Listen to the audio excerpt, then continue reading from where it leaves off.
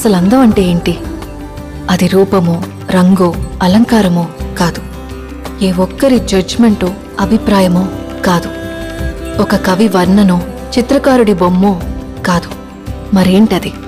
అందమంటే గుణం. అమ్మాయినయుండి చెప్తున్నా, I don't want people to call me beautiful.